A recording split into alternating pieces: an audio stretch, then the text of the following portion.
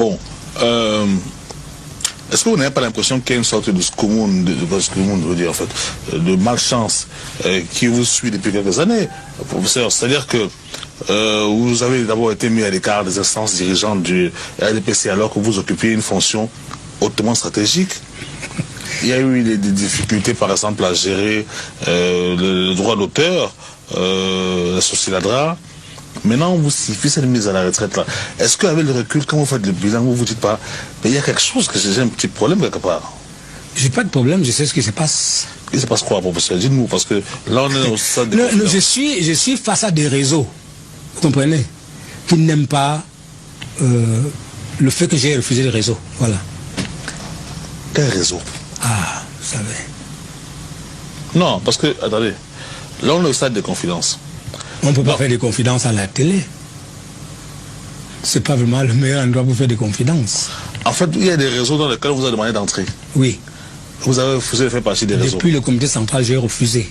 Alors on vous a dit on va vous briser. Oui. Donc tous ceux qui sont au comité central sont dans les réseaux. Je ne sais pas, mais moi, on m'avait demandé de faire l'initiation. Quelle initiation? Ah, moi, je ne sais pas. Comment vous ne savez pas, puisque vous nous avez demandé? Mais en tout cas, j'ai refusé le mot. C'était quelque chose de magique, d'ésotérique, de...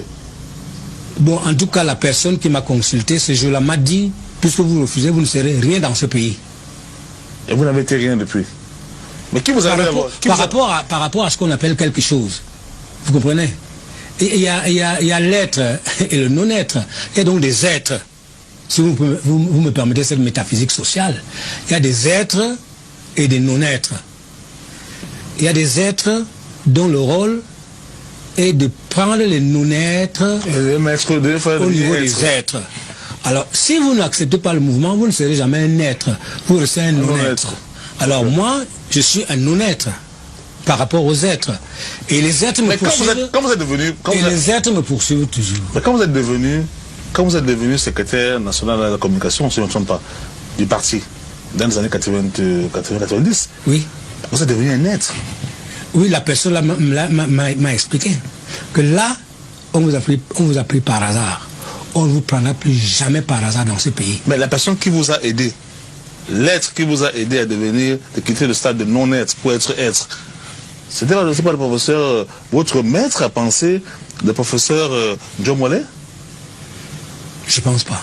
C'est pas lui? Mais je pense pas. Parce qu'il était secrétaire général du parti. Nous avons été nommés dans le même axe.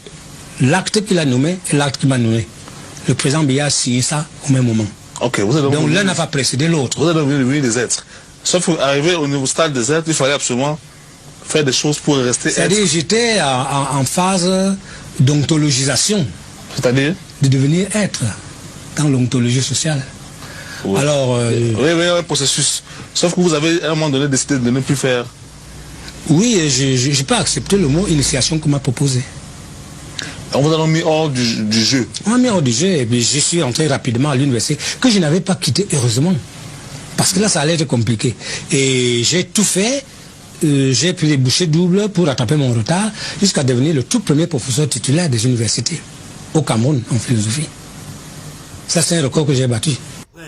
Comment tu peux aussi regarder une vidéo sans t'abonner? Abonne-toi! Surtout clique sur la cloche de notification. Ça, c'est la page de Buzz. Si tu veux être au courant des buzz et toutes les actualités au 237, abonne-toi et clique sur la cloche de notification. Partage aussi pour m'encourager. Surtout, si tu as quelque chose à dire, papa, lâche un commentaire.